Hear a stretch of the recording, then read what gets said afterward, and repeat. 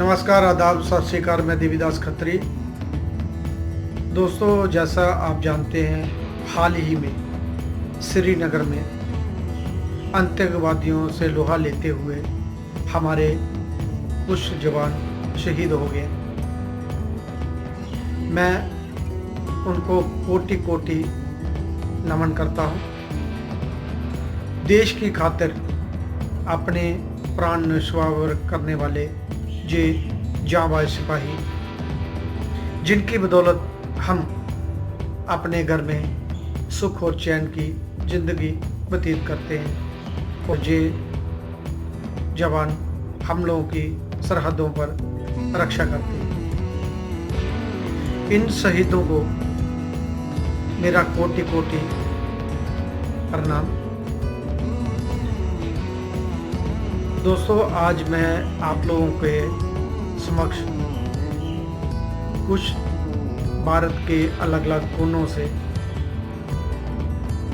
इकट्ठा किए कलाकार और उनकी कला से मैं रूबरू करवाने जा रहा हूँ। आइए एक नज़र देखते हैं वो क्या कहते हैं और क्या कर रहे हैं इस लॉकडाउन के मौके पर। एक झलक देखते हैं।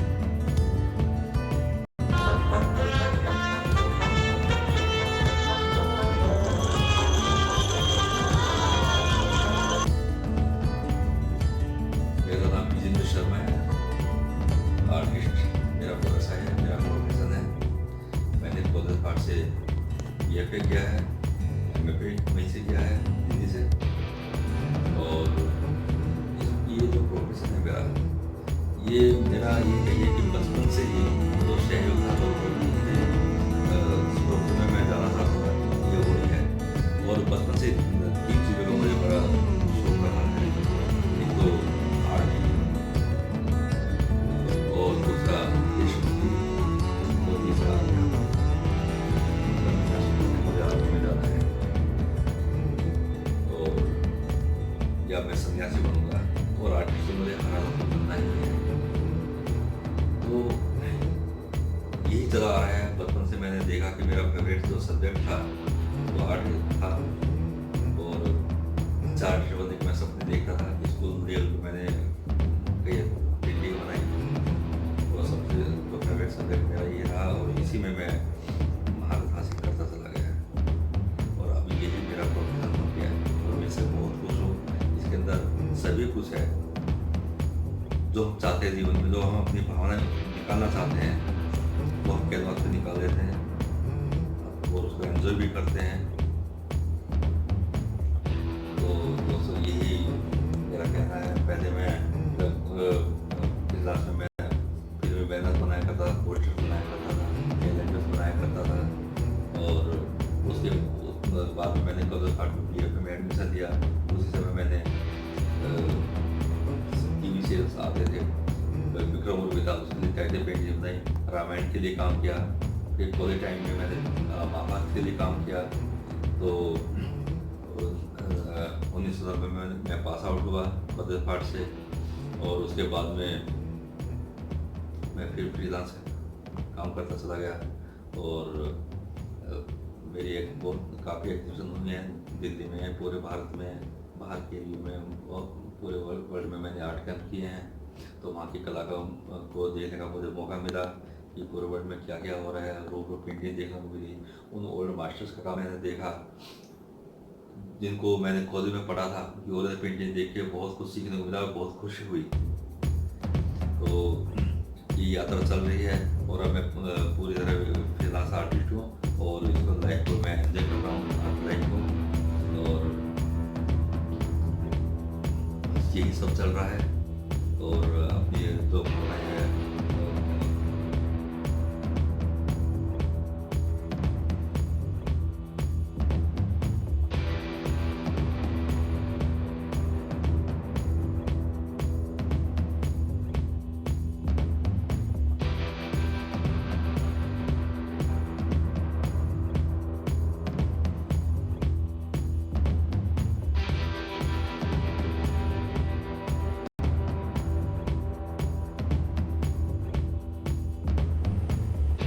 मैं प्रविंदर लाल चंडीगढ़ से और मैं नवांशहर पंजाब को बिलोंग करता हूँ और मैंने graduation Chandigarh college of arts से किया और मास्टर्स भी पंजाब यूनिवर्सिटी से किया और मुझे सीनियर फेलोशिप मिला मिनिस्ट्री ऑफ कल्चर से और 6 सोलो शो किए और 26 group exhibitions in India and abroad किए और 21 national level and state level award लिए और मैं एनवायरनमेंट के ऊपर पेंटिंग कर रहा हूँ, rural scapes and architecture, nature scapes, urban architecture, acrylic में काम कर रहा हूँ 35 साल से और बहुत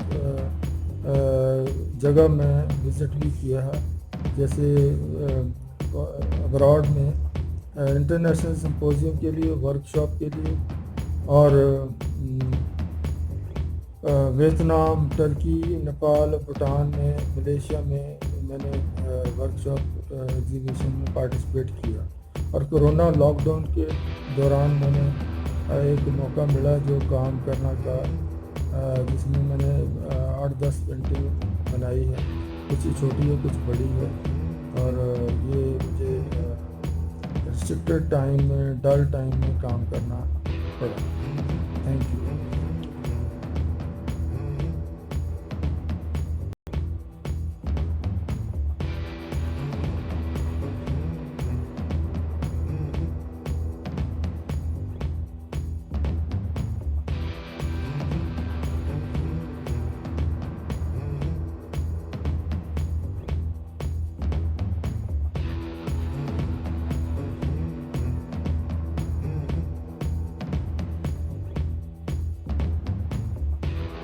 आप सभी को मेरा नमस्कार। मैं के कामरा, स्कल्पटर, आर्टिस्ट। मेरा जन्म फाजिलका पंजाब में हुआ। उसके बाद मैंने 5 year diploma Shimla art college से मैं किया स्कल्पचर में। उसके बाद मैंने post diploma 2 year M university Baroda में किया 1978 में। उसके बाद मुझे गवर्नमेंट ऑफ इंडिया में एज एन आर्टिस्ट 35 साल मैंने सर्विस किया। इस सर्विस के साथ साथ मैं अपना काम कंटिन्यू करता रहा। मैं बॉम्बे, पूना, शिमला, चंडीगढ़, दिल्ली में लगातार शो करता रहा। मेरे 21 वन मैन शो हुए और दूसरी एग्जीबिशनों में मैंने पार्टिसिपेट करता रहा। मुझे कई अवार्ड भी मिले और मुझे अभी सीनियर फेलोशिप भी मिली गवर्नमेंट ऑफ इंडिया से। तो मैं अपना काम कंटिन्यू कर रहा हूँ। ज़्यादा काम मैं अपना वुड में करता हूँ, जो कि एक सिंपली फॉर्म में काम करता हूँ, जो कि एक सब्जेक्ट मेरा ग्रिप फार्म है, उस फार्म को लेके मैंने काम किया है। तो आज इन दिनों में जो महामारी चल रही है कोविड कोरोना की, इससे काफ़ी आर्टिस्ट जगत बहुत परेशान है। सब लोग अपने अपने घरों में बैठे हैं और मैं भी सबसे ये रिक्वेस्ट करता हूँ, इस महामारी को बचने के लिए सब मेरे आर्टिस्ट भाई लोग अपने घरों में रहें, अपना काम करते रहें और गवर्नमेंट जो भी उनको हिदायत दे, जो भी उनके प्रोटोकॉल में अपना तरीके से कहें, उसको प्रोटोकॉल को मानें और अपना काम करते रहें। उससे इस महामारी से बचा जा सकता है। Thank you.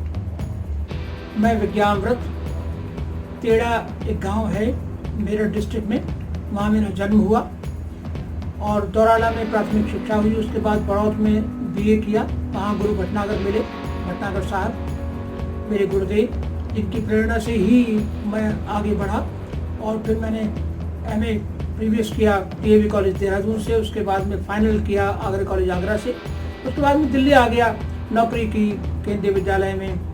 उसके बाद में गढ़ी में करीब 20 साल काम किया, खूब जम के काम किया, खूब काम किया और मेरी पेंटिंग्स राष्ट्रपति भवन में, इंडियन अथॉरिटी, एयरपोर्ट अथॉरिटी में और देश विदेश में कई कलेक्शंस में हैं। चंडीगढ़ म्यूज़ियम में हैं। करीब 100-150 पेंटिंग्स मेरी कलेक्शंस में हैं। उसके बाद करीब 39 मेरे सोलो शोज़ हो चुके हैं वर्ल्ड में, पूरे वर्ल्ड में, और वर्ल्ड की जो इम्पोर्टेंट गैलरीज हैं वहाँ मेरे 39 शोज़ हो चुके हैं और सैकड़ों ग्रुप शोज़ में पार्टिसिपेशन है मेरा। आजकल हम 20 से 20 के करीब वर्कशॉप में पार्टिसिपेट किया है। आजकल हमारा पूरा देश कोरोना से जूझ रहा है, तो हमारा सबका फ़र्ज़ बनता है कि हम अपने घरों में रहें और उन लोगों की सहायता करें जो लोग कोरोना के लिए अपनी जान जोखिम में डालकर हम लोगों की सहायता कर रहे हैं। डॉक्टर्स हैं, पुलिस हैं, नर्सेज हैं, वगैरह वगैरह। धन्यवाद।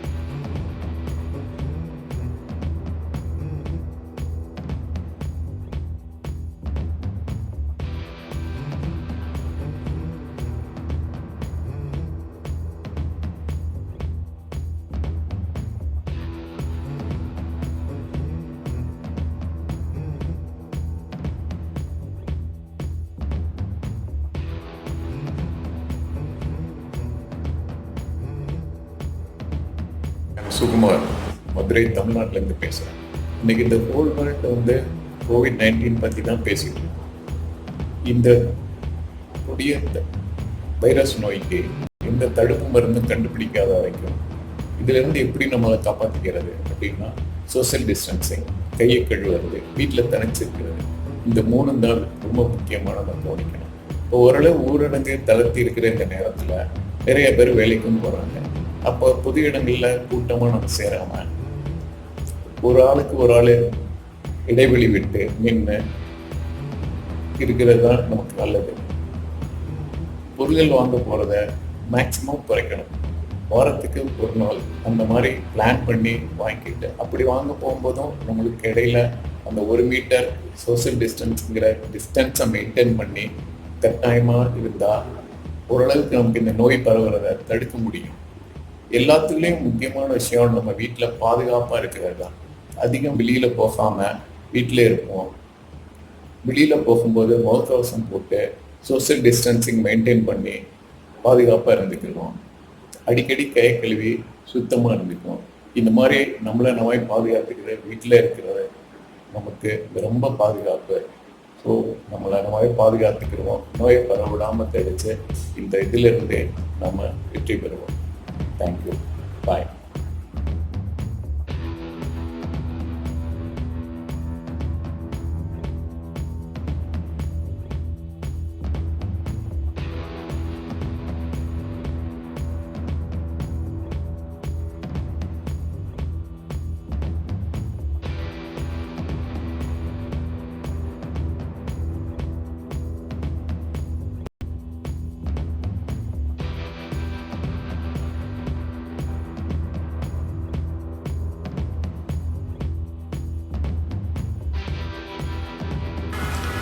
বাংলাদেশ থেকে আমি নার্গিস শর্মা বলছি। আমি রাজশাহী আর্ট কলেজের প্রভাষক। ছবি আঁকার পাশাপাশি লেখালেখির অভ্যাসটাও আছে। আর ওরিয়েন্টাল স্টাইলে ছবি আঁকি। ওরিয়েন্টাল যেই ট্র্যাডিশনাল ধারাটা আছে সেটাকেই একটু চেঞ্জ করে নিরীক্ষা প্লাস ওরিয়েন্টাল যে ট্র্যাডিশনাল ধারা সেটাকে একসঙ্গে করে আমি নতুন কিছু করার চেষ্টা করছি। বাংলাদেশের যে লোকজ ফর্মগুলো আছে সেই ফর্মগুলোর সঙ্গে আমার নারী জীবনের যে গল্পগুলো আছে সেগুলোকে একত্রিত করে কাহিনী তৈরি করছি। কাহিনী হলো বাংলাদেশে মহিলাদের কাহিনী। একটা মেয়ে যখন লোকজ ফর্মগুলো আঁকে, যেমন দেয়াল চিত্র, সেই দেয়াল চিত্রেও কিছু গল্প থাকে। সেই গল্পটা সেই মেয়েটার জীবনের সঙ্গেই মিলিত থাকে। হয়তো আমরা দেখতে পাই না। সেই না দেখার জিনিসগুলোই আসলে আমি দেখানোর চেষ্টা করছি আমার পেন্টিংগুলোতে। আমি নতুন করে কাজ করছি এবার নকশি কাঁথা নিয়ে। নকশিকাথা বাংলাদেশের এক একটা নকশিকাথা মানে এক একটা গল্প, এক একটা জীবন কাহিনী। সেই এক একটা জীবন কাহিনী একটা রচনা করছে একটা মেয়ে। সেই মেয়ের যে গল্পগুলো, সেই চিত্রগুলো একসঙ্গে করে আমি পেন্টিং করছি।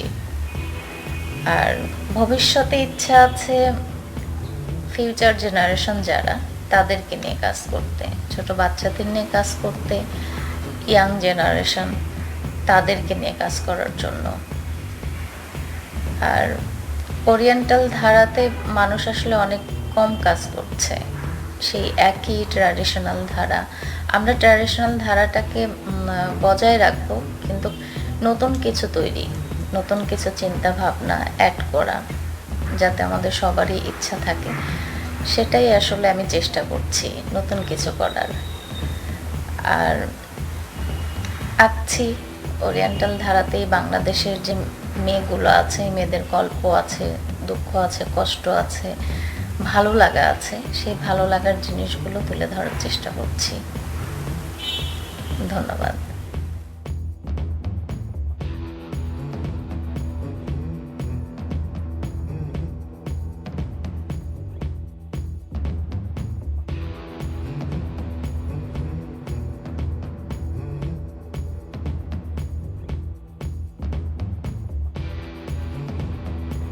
अगली बार दोस्तों मैं फिर मिलूँगा आपको किसी नई कड़ी में, किसी नए कलाकारों के साथ। तब तक देवीदास खत्री को दे इजाज़त। वंदे मातरम, भारत माता की जय।